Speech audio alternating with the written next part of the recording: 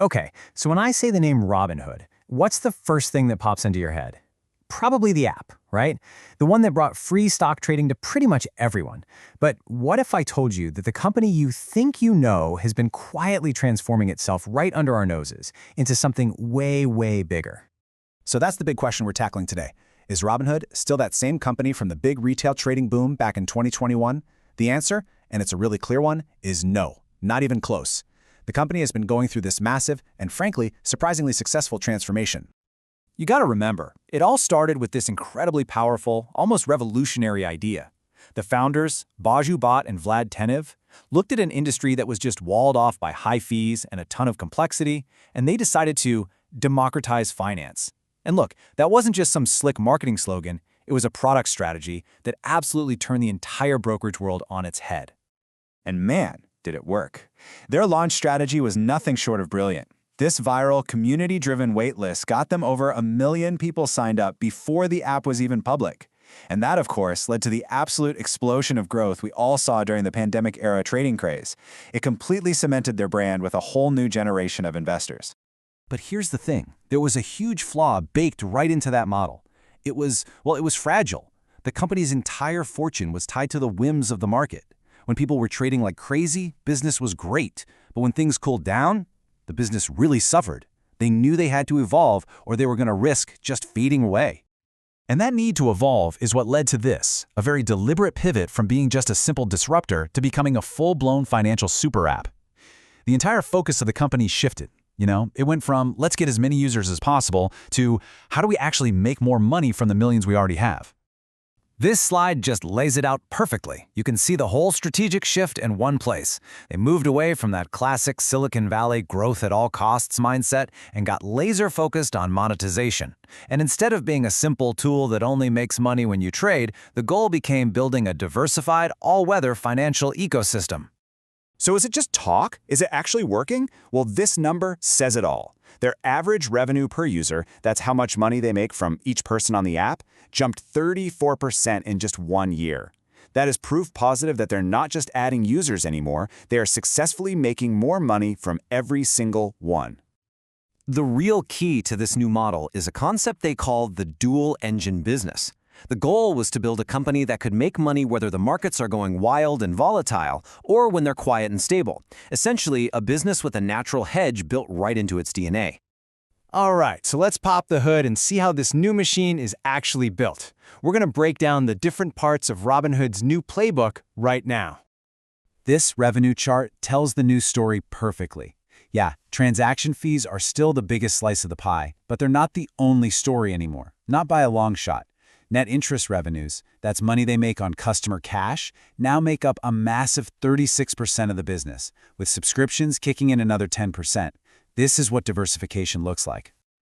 So, here are the two engines. Engine 1 is the classic Robinhood model, right? Transaction revenue from stuff like payment for order flow. It does great when markets are hot and everyone's trading. But Engine 2, net interest revenue, it thrives in a totally different environment, one with higher interest rates, because they earn income on all that customer cash sitting around. So when one engine naturally slows down, the other one can pick up the slack. It's really clever. So what's the piece that holds it all together? What's the drive shaft connecting these two engines and powering the whole ecosystem? It's their premium subscription, Robinhood Gold. And this is really important. It's not just some add-on feature. It has become the absolute core of their entire monetization strategy. And you can see exactly why gold is so important right here. I mean, this data is kind of stunning. On average, a gold subscriber holds 5 times the assets of a non-gold user. These are, without a doubt, their most engaged and most valuable customers. And this creates this incredibly powerful funnel. Step 1, bring millions of people in with the free app. Step 2, let the most serious, highest value users identify themselves by upgrading to gold to get better features. And then step 3, use that gold membership as the exclusive gateway to sell them high-margin products like wealth management and private banking. It's a brilliant, brilliant strategy.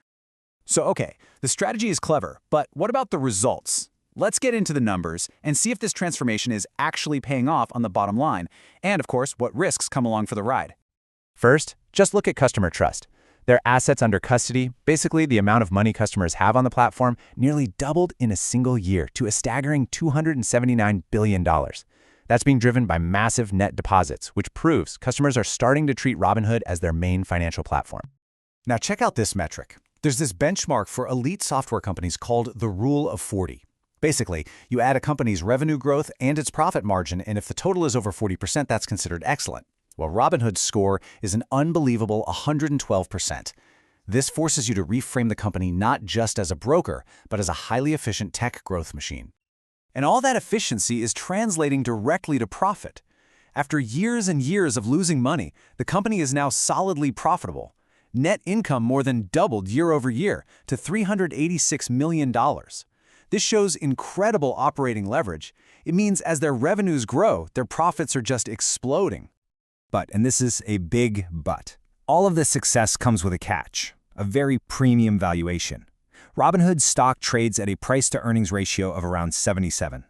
That absolutely dwarfs competitors like Charles Schwab, which is down at 25. The market is pricing this company not for what it is today, but for what it thinks it's going to become tomorrow. So this begs a crucial question, right? With a price tag that high, what is the market seeing? What are they actually betting on? The answer isn't just about better banking or more subscriptions. It's about a much bigger, much longer-term bet. In that long-term bet is crypto. But hold on, it's not just about trading crypto as an asset class. It's a much more fundamental vision to use blockchain technology to actually build the entire future of finance. And don't just take my word for it. The company's own CEO, Vlad Tenev, calls tokenization, which is just the process of putting real-world assets on a blockchain, the biggest innovation in capital markets in over a decade. This is not a side project for them. This is a top-level, core strategic priority. So here's the game plan. They aren't just letting you trade crypto. They are building the underlying infrastructure, the plumbing. By creating their own Robinhood chain, which is a more efficient type of blockchain, they could one day just bypass the traditional financial systems entirely. This whole play is about building a massive technological moat for the next 20 years. Which leaves us right here, with this one last question. Has Robinhood actually completed its transformation and built a truly resilient financial powerhouse? Or is its sky-high valuation a bet on a future that's just so ambitious, so far out there, that it might just be too risky to win? The answer is going to define the next chapter for one of finance's greatest disruptors.